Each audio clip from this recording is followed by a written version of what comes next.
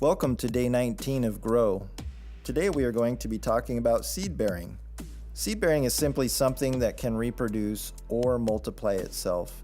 In Genesis chapter 1, verses 11 and 12, it says, "Then God said, let the land sprout with vegetation, every sort of seed-bearing plant, and trees that grow seed-bearing fruit. These seeds will then produce the kinds of plants and trees from which they came." And that is what happened.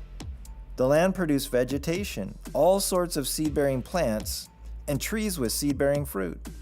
Their seeds produced plants and trees of the same kind, and God saw that it was good. Jesus is probably the greatest example of seed-bearing that we have.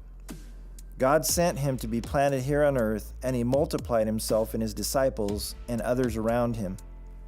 God's written word is seed-bearing. God's word is seed that is seeking a harvest. We are called as believers to be seed-bearing. What has been imparted to us by God needs to be multiplied. Given that, we know we have an enemy that wants to snatch our seed. We read in the parable of the farmer who sowed seed that 3 of the 4 areas that seed landed in failed to produce. If we remain in good soil and we plant in good soil, we will be seed-bearing. In Galatians chapter 9, verse 9, it says, "So let's not get tired of doing what is good. At just the right time, we will reap a harvest of blessing if we don't give up."